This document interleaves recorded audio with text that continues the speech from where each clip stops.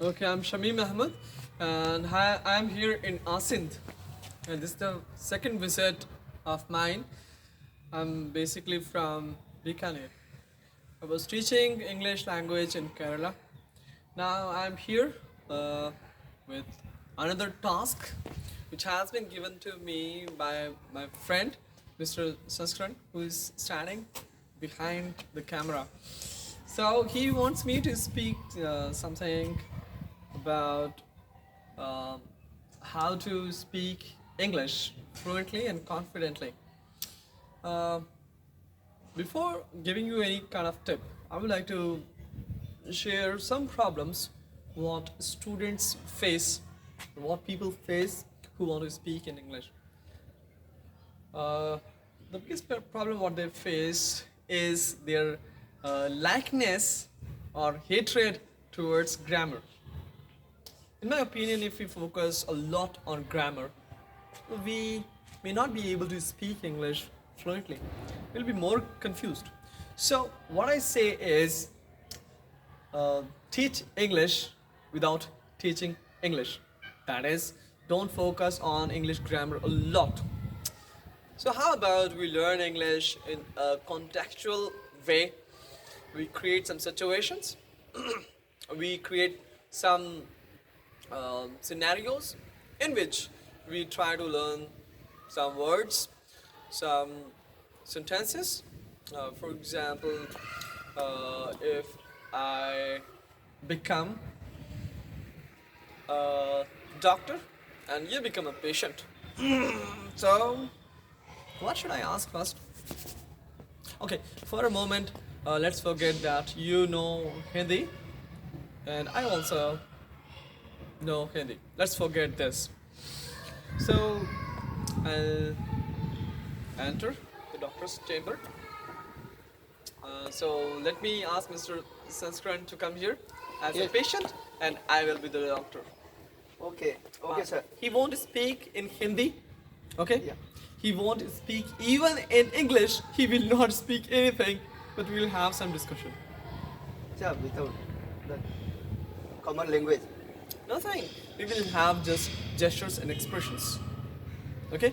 And I'll let you know what we discussed. Sir, I must.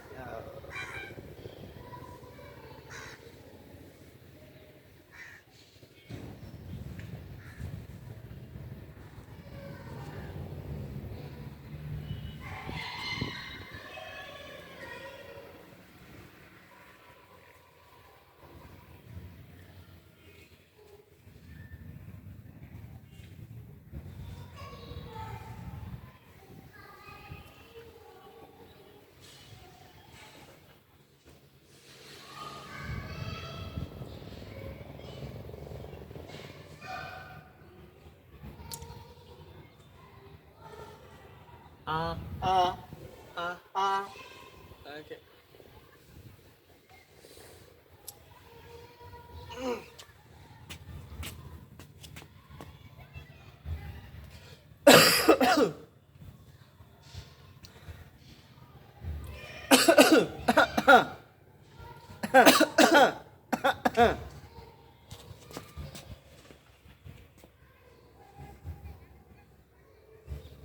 Ah.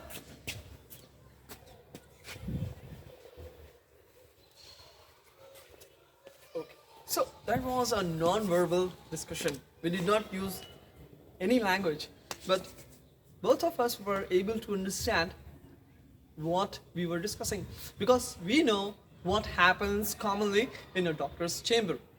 So let's do it once again with some words. Now, Mr. Sanskran is a beginner of English language, Yeah. so he will be using English with some difficulty. Okay, I, being a fluent person, will help him out to speak English properly. I'll help him by giving him some suitable words and uh, constructing his sentence in a proper way. Okay. So, what did we speak first? What happened to you? fast speaking means the way as much as we can produce a sentence so that we can convey our idea in a very short time, a very short period. So Okay. the fast speaking means the fluency, the how we could Okay. develop the So fluency. he says that how to speak fluently. So I say don't speak fluently as you are a beginner. You take small steps. Like when you were a kid, you could not tie your laces properly. So you took a lot of time. So you were very careful while tying up your laces. So as a beginner, one should not think of fluency a lot. Now, speech depends on thinking. Once you are able to think in English quickly, you will be able to speak as well. And it takes time to speak English fluently, always remember. So, make yourself think in English as much as possible. So, and how to do that? The act which we were doing did not have any language. So, what can be done? How about if you start thinking English? What happened to you? Then this guy can say that I have. Fever. Okay, now what was my next sentence? Give me your hand. Hmm. Then, Open the mouth. then Or open. take out put the take out the tongue. tongue. Then turn Turn. around. Yeah. Then turn around. Turn around. So what is happening here? You being unaware of our language, whatever. For example, we were speaking Malayalam or Oriya language or any other language. You are not from our language, so you start thinking in English. We give you an opportunity, okay? Because you don't know our language.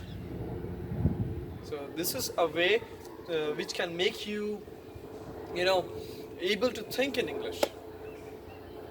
Another problem what students face is shyness. They say that shyness. they say that They hesitate. they hesitate. He has used a word hesitate. I say why to hesitate? What is making them feel embarrassing? Nothing. They're not doing anything wrong. They're just trying to speak in English. That's all. So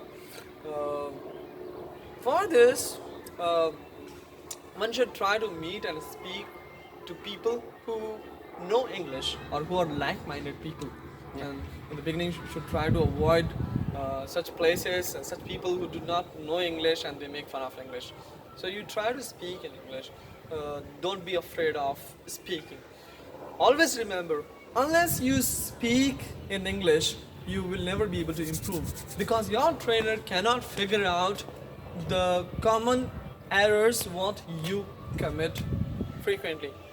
So then the student has a fear committing mistakes. Always remember, committing mistakes is the first step to improve mistakes. So don't be afraid of committing mistakes. Now, committing mistakes, as I said that, don't be afraid. So you will say that if you keep on committing mistakes, you will become habitual of it. No, you will not become habitual of it because you have a trainer. The trainer will not let you become habitual of your mistakes. And now it's the responsibility of the trainer how he rectifies your common errors. A trainer must use indirect method of improving his students' mistakes. Because if you directly accost your student, you keep on telling that this is the SES problem, this is a tense-based problem, this is subject-verb agreement-related problem. This idea won't work and the student will be disappointed and they will be afraid of uttering a single sentence. So, in this conversation, we can conclude that we should study English in a context. We should not be afraid of committing mistakes, and the trainer must rectify his students' errors indirectly so that he becomes more and more confident day by day. Thank you so much for listening to me.